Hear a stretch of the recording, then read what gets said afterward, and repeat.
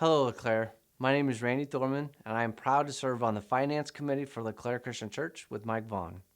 We want to share information on the financial state of LeClaire Christian Church, 2024 finances, and share the proposed 2025 budget that the finance team has reviewed with church elders and the church congregation will review and vote to approve. So let's get to it. First, let's start with 2024.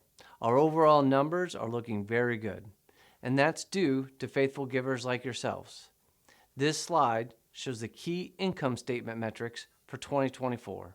The first column is a 2024 budget we set this time last year. The next column shows how we think the year will finish. The numbers that you see are actuals through the end of October and projecting for the final 2 months of 2024. The third column will show the difference between the two. With that said, our overall income is set to exceed expectations by over $49,000, and that's 5% more than budgeted. The flip side is expenses are also exceeding budget by over $43,000. Overall, our net income is still projected to be on the plus side of just over $6,000. Here are some highlights of those numbers. A large majority of our income is a general fund. The church has stepped up the giving for Bucks for Blessing, as Denise and Dave Noble are leading this ministry and are able to serve more meals to kids to these local schools. What a blessing. In addition, a call was put out as a benevolence fund which helps LeClaire and the surrounding community afflicted by hardship was at a 10-year low.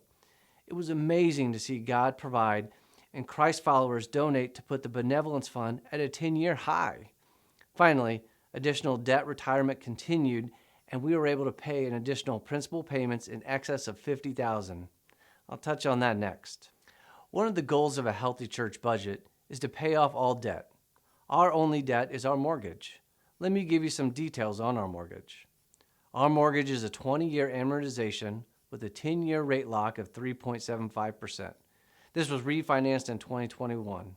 When we refinanced, we saw a much better rate, yet we wanted to continue to budget and pay the previous loan amount, which meant more would go to the principal and debt retirement payments.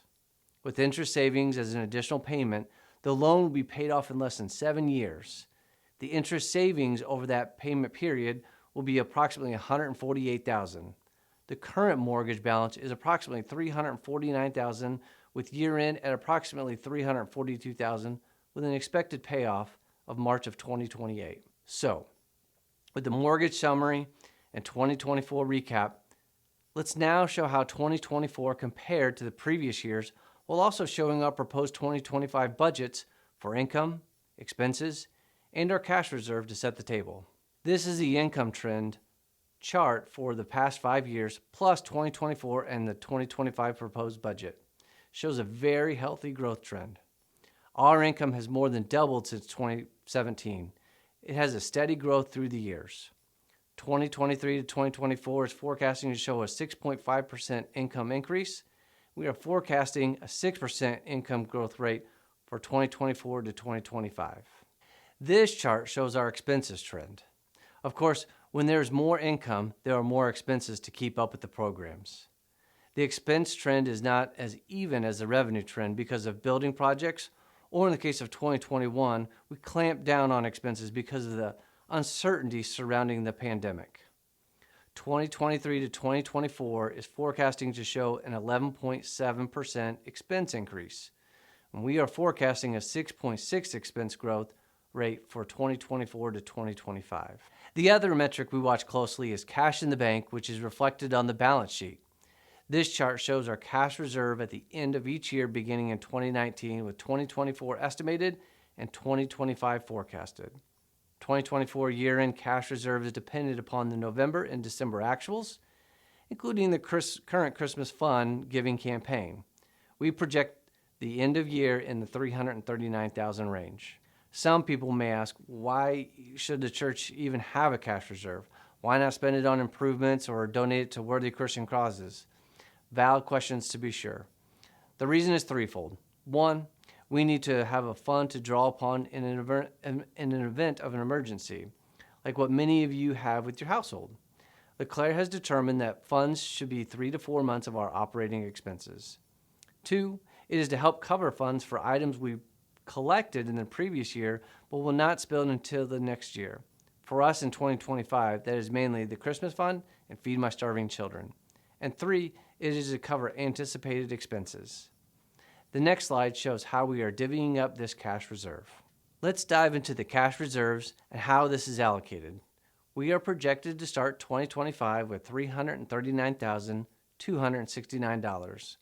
Within the cash reserve allocation, you will notice designated funds. The designated fund amounts are funds collected in 2024 or prior years that will be spent in 2025 or in the future. These dollars are spoken for, or what we consider designated. We remove these from our available cash and are not to pay for normal operating expenses. The designated amounts total $89,570. Subtract short-term liabilities of approximately $1,500, that's the amount we owe on the credit card, and this leaves us with $248,225 for our net available cash reserve fund. As previously stated, our goal here is 3 to 4 months expense reserve. Monthly operating expense is total expenses minus special projects and debt retirement. For 2025, that will be approximately $87,000 per month. Therefore, 2025 cash reserves should be between $260,000 and $347,000. $248,225 puts LeClaire approximately 2.86 months of cash reserve for operating expenses.